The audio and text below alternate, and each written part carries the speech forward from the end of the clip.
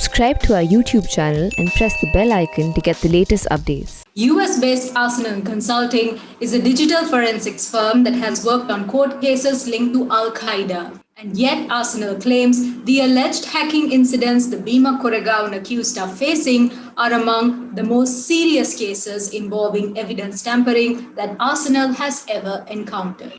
Arsenal Consulting has been roped in by defense lawyers to investigate electronic evidence linked to two Bhima Koregaon accused, Surendra Gatling and Rona Wilson.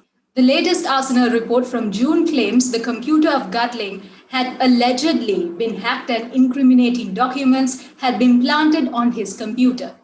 An Arsenal report from February 2021 alleged the same thing had happened to Wilson. In both cases, a malware named Netwire had allegedly been found. To begin with, a malware is a generic term for any type of malicious software designed to harm or exploit an electronic device, service, or a computer network. Netwire is specifically a remote access Trojan, an RAT or RAT.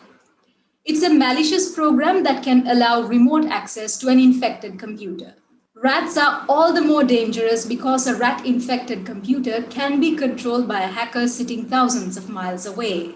In the case of Netwire, Arsenal Consulting claims the malware has been around since 2013 and is popular. Netwire is commercially available and can be easily purchased from a website called World Wide Labs, starting at $10 a month. Not much is known about who is selling this malware, but we do know what Netwire can do. Arsenal's February 2021 report says Netwire is quite powerful and gives the user remote control features which include uploading and downloading files. In addition, Netwire offers more insidious features such as proxy chaining, which means it makes the identification of attackers more difficult.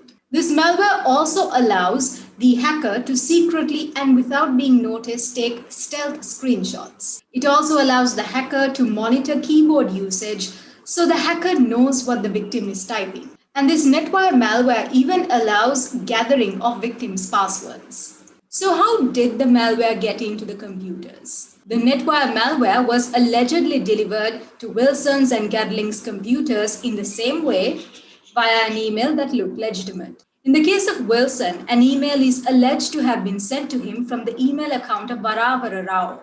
Screenshots of the alleged email exchange show that the hacker is trying to get Wilson to open a document. One purported email also asks Wilson to click on a particular link in the email. Wilson opening the document is part of what installs the Netwire malware on his computer. Then Wilson clicking on the link without him knowing is said to have set up a connection between Wilson's computer and the hacker's computer from where the hacker can remote control the malware and monitor the victim. The February Arsenal report claims the incriminating documents were delivered to a hidden folder on Mr. Wilson's computer by Netwire and not by other means.